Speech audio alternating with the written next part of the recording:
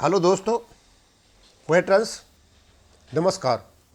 मैं दीवान सिंह।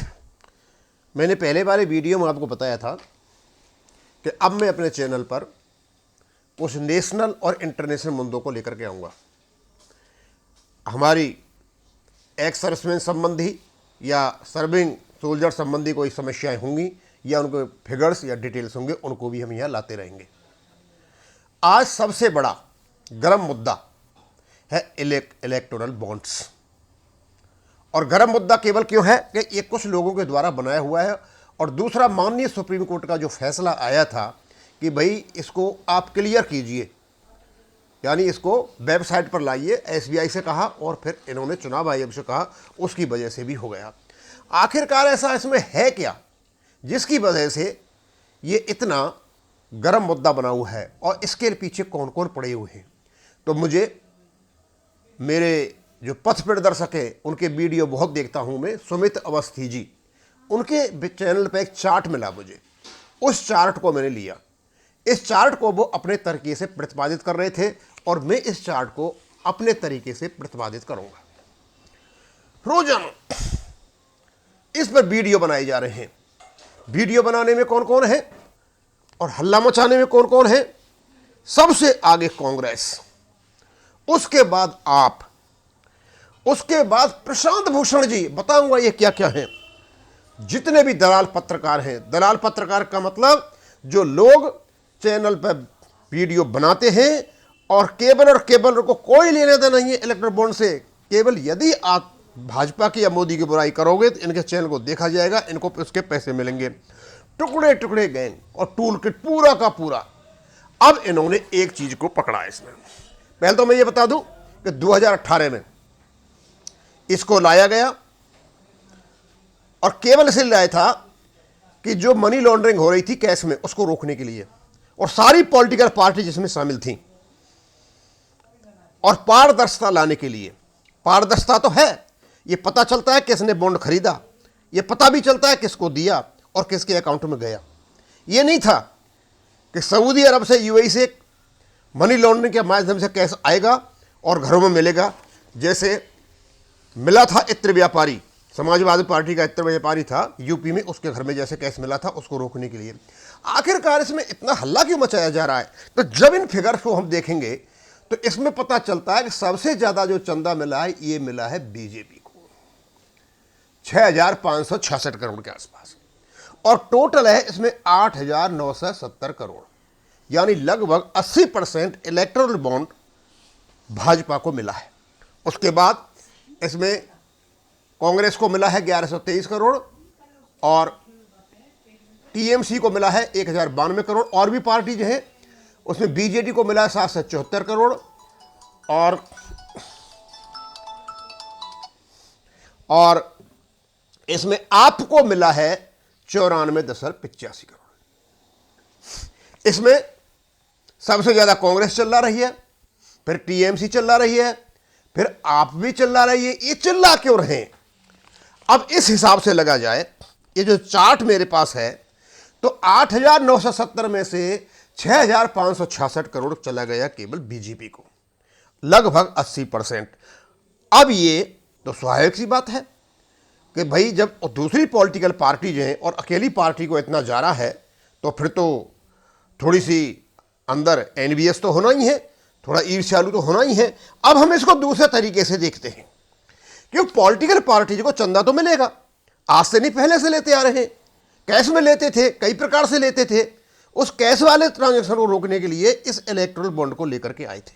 अब इसमें भी माननीय सुप्रीम कोर्ट ने कुछ खामी निकाल दी। वो बोलते हैं इसमें अनकॉन्स्टिट्यूशनल है क्योंकि ये गुप्त रखा हुआ है, सूचना के अधिकार के अंतर्गत आता है, इसको बताना चाहिए। तो ठीक है, सब कुछ रखा हुआ है। अब क्या दूसरी बात, जो पार्टी राज्य में या देश में शासन करती है, स्वाभाविक सी बात है उस देश के जितने भी व्यापारी हैं या जितने भी लाभ उठाने वाले लोग हैं, उठाएंगे तो सरकार से ही। जब सरकार से उठाएंगे तो स्वाभाविक सी बात है भाई इलेक्टोरल बॉन्ड हो या चंदा हो तो उसी सरकार को देंगे जिसके नीचे है। जैसे आप देखो यहां पर कि टीएमसी में 1,092 करोड़ मिला हुआ है, अकेली पार्टी है, नेशनल पार्टी भी नहीं है, राज्य है केवल इसका वेस्ट बंगाल में, इसको 1092 करोड़ मिला हुआ है। और यदि इसको 1092 करोड़ मिला है तो भाजपा का जो शासन है वो 17 राज्यों में और केंद्र में है। तो टीएमसी के हिसाब से हिसाब लगाया जाए कि यदि एक पार्टी को इतना मिल रहा है एक राज्य में जो शासन कर रही है, यानी एक पार्टी एक राज्य में, राज्य के हिसाब से लगाया जाए, और जो बीजेपी के साथ राज्य हैं 17 धन 18 ही लगा लेते हैं, चलो केंद्रीय तो बहुत बड़ी कीमत होती है, इंटरनेशनली भी होती है, इंटरनेशनल भी ठेके मिलते मिलते जिसकी ये बातें की जा रही हैं। तो बीजेपी को टीएमसी के अनुसार 19,674 करोड़ मिलना चाहिए था, जबकि इसको मिला 6,566 करोड़, यानी टीएमसी से कम इलेक्टोरल बॉन्ड इसको मिला हुआ है। दूसरा, यदि कांग्रेस से लगाया जाए, कांग्रेस की सरकार केवल 2 राज्यों में है, हिमाचल प्रदेश में टूटी पकड़ी है, ऐसा ही कर्नाटक में बना हुआ है, इनको मिला है 1123 करोड़, और इस हिसाब से भाजपा को मिलना चाहिए था 10,107 करोड़ शासन के हिसाब से। क्योंकि यदि शासन का असर है, शासन का दबाव है और व्यापारी पैसा देते हैं तो इनको भी इसी हिसाब से दिया होगा। इसका मतलब यह हो गया कि कांग्रेस से भी कम चंदा शासन के हिसाब से भाजपा को कम मिला हुआ है। अब यदि हम लगाना चाहें कि इसका बीजेडी के हिसाब से लगाना चाहें तो बीजेपी को मिलना चाहिए 13,132 करोड़। अब उसके बाद जो छोटी छोटी पार्टी है, स्वाभाविक सी बात है भाई, आपको मिला है 94,225 करोड़ और इसको एसपी को मिला हुआ है कितना, 49.3 करोड़। और ये छोटी छोटी पार्टी भी बहुत ज्यादा चल रही है बीजेपी के इस बड़े अमाउंट को देख करके। भाई जब तुम्हारा शासन ही नहीं है तो पैसा कौन देगा? ये तो शासन का पैसा है, ये सिद्ध हो रहा है। भाई कांग्रेस को तो बहुत ज्यादा, मतलब परसेंटेज में लगा, शासन के हिसाब से लगाया जाए तो बहुत ज्यादा पैसा मिला हुआ है। अब ये सारा देखने के बाद ऐसा लगता है मुझे, चलो हम शासन पर नहीं आते हैं, ये सभी लोगों को इलेक्टोरल बॉन्ड से पैसा मिला हुआ, यानी कैश नहीं ले पाए। नहीं, ऐसा तो नहीं है कि बीजेपी की इस फिगर को बना करके 6,566 करोड़ को मुद्दा बना करके ये तो नहीं चाह रहे कि भाई दोबारा आप कैश में पैसा ले सकते हो जैसे ये पहले ला करते थे, जैसे केजरीवाल जी जादू करके आते थे सऊदी अरब में जाकर के और वहां से पैसा लेकर के आते थे। कहीं ये तो नहीं कि इत्र व्यापारी के यहां 250 करोड़ मिले एसपी के यहां पे, दोबारा यही चाह रहे हैं कि भाई कैश को छूट मिल जाए। अब क्या साधन लेके आते क्या लेके नहीं आते वो तो अलग की बात है, लेकिन अब कांग्रेस की हल्ला मचा रही है। कांग्रेस को ऐसा लग रहा है कि जैसे ही इसकी सूचना आएगी हो सकता है अडानी अंबानी का नाम आ जाए और चुनाव जीतने के लिए उनको टारगेट मिल जाए, कुछ नहीं मिलने वाला है।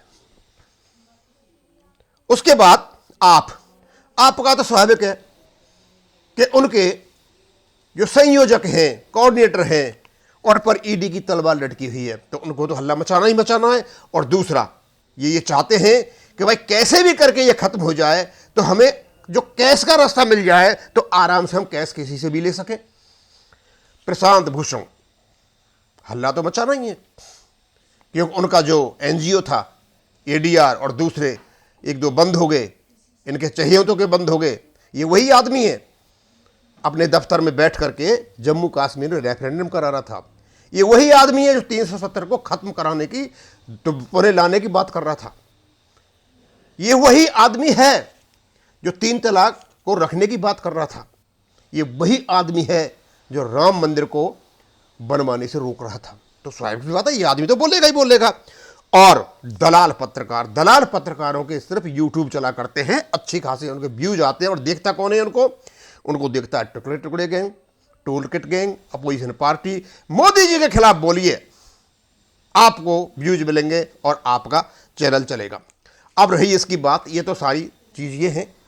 अब इसमें पारदर्शिता ये है कि किसने लिया किसने दिया सारा रिकॉर्ड है और रिकॉर्ड उस पर आ जाएगा। केवल एक चीज ढूंढना चाहते हैं ये बस कि एक बार इलेक्शन कमीशन की साइट पर अडानी अंबानी का नाम आ जाए, बस उसके बाद मोदी जी को टारगेट करेंगे। होना जाना कुछ नहीं है, कुछ नहीं होना ऐसे। ये सब सारी पॉलिटिकल पार्टी के मिल करके लाए हुए, इसका मतलब ये होगा सारे को देखते हैं हम तो सारे के सारे चोर हैं, यानी छोटा चोर बड़े चोर की बुराई कर रहा है। अब चोर का मतलब ये है भाई जिसको ज्यादा मिला है, दादागिरी ज्यादा चलती है, बड़ा चोर हो गया, जिसको कम मिला है वो छोटा चोर हो गया। ये तो स्वाभाविक सी बात है, एरिया में भी होता है, लोग चोरी करते हैं। फिरौती करते हैं। उनमें एक दादा होता है, एक रिंग लीडर होता है, वो ज़्यादा कमाता है, दूसरे कम कमाते हैं। जो नीचे कम कमाते हैं वो बड़े दादा की बुराई करते हैं, पिक्चरों में भी होता है। तो ये तो कोई बहुत बड़ी बात नहीं है। अब बॉन्ड का जो हिस्सा हम देख रहे हैं यहां पर यही नहीं है भाई। इस प्रकार तो पैसा कैश में हमारे जो एक्स सर्विसमैन लोगों ने आंदोलन किया था, कपिल ने भी कमाया हुआ है, हिसाब नहीं दिया। 13 लाख करोड़ बताते हैं सूबेदार अर्जुन सिंह राठौर ने कर रखा है।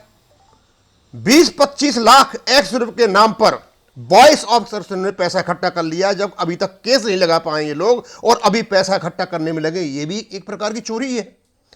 और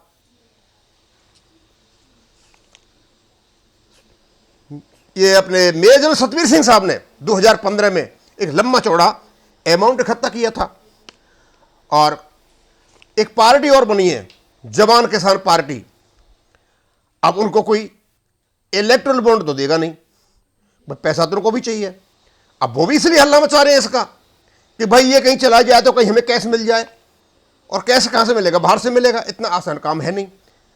अब क्योंकि इस कैश में पड़ गया छापा, ये खालिस्तानियों के जो अकाउंट खुले हुए हैं इंग्लैंड में, वहां छापा पड़ गया, वहां सीज हो गए खाते।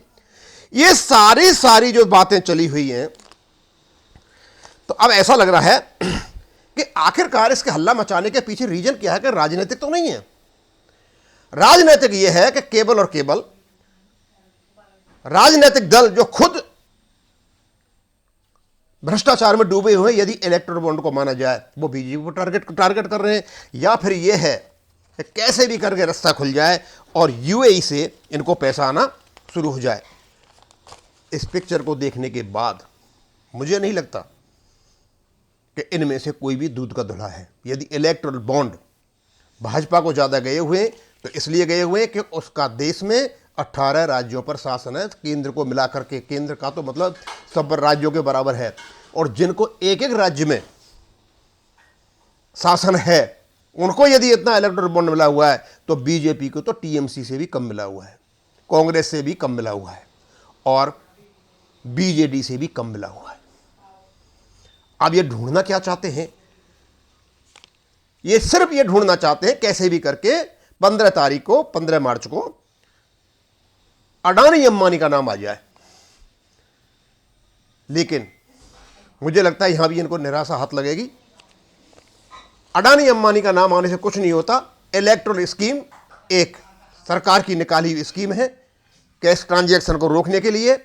लोगों ने यदि वो दिया है तो दिया है, टारगेट पे बातों से ले सकते हो, जिसने दिया उसका कुछ नहीं कर सकते हो। और किसी आदमी ने यदि किसी के माध्यम से इलेक्ट्रल बॉन्ड खरीद के दिया होगा तो फिर यह भी पता नहीं चलेगा किसने दिया, किसने किया। और उसे यह भी नहीं पूछ सकते भैया तेने कहां से खरीदा, कैसे नहीं खरीदा, क्या फायदा पहुंचाया, क्या नहीं फायदा पहुंचाया। ये नहीं कर सकते हो। सिर्फ आपको ये दिखाई देगा और लोग यहां टारगेट करेंगे। मैं कहना चाहता हूं ये कोई बहुत बड़ी चीज नहीं है। ये केवल और केवल ये प्रशांत भूषण ने, इसको तो मैं एंटी नेशनल नहीं मानता हूं। ये आदमी हमेशा ही देश के खिलाफ ही बोलता है। और टुकड़े टुकड़े गैंग, ये दलाल पत्रकार और कुछ पॉलिटिकल पार्टी खुद इसमें इन्वॉल्व है। इलेक्ट्रल बॉन्ड का पैसा लेकर के बैठी है, कम मिला हो चाहे। लेकिन कांग्रेस और टीएमसी ये सबसे ज्यादा जो हल्ला मचा रही है। आप इनके जहां क्षेत्र में राज्य कर रहे हैं उनसे तो ये बीजेपी को कम पैसा मिला हुआ है। और आप सब रास्ता खोलना चाहती है कैसे भी करके ये खत्म हो जाए और कैश के ट्रांजैक्शन हो जाए, इससे इनको यूएई और सऊदी अरब से पैसा मिल सके। पैसा तो आता है बाहर से। 13,000 जो मदरसे हैं अभी नेपाल हिंदुस्तान के बॉर्डर पर जो चली हुई, यूपी के बॉर्डर पर, उनको पैसा बाहर से आता है। उनको कोई हिसाब किताब नहीं है। बस टारगेट करने के लिए और अपने दरवाजे खोलने के लिए ये इलेक्टोरल बॉन्ड का हल्ला मचाया रखा है। अब मैं इसको यहीं खत्म करूँगा। थैंक यू, धन्यवाद। और भी इसके बारे में बहुत सी बातें आती रहेंगी। दूसरी बातें भी हम नेशनल मीडिया के बारे में बताएंगे, दूसरी बातों को फैलाते रहेंगे। अब धीरे धीरे हम इस चीज़ से हम दूसरी ओर अपने को डाइवर्ट करेंगे। थैंक यू, धन्यवाद।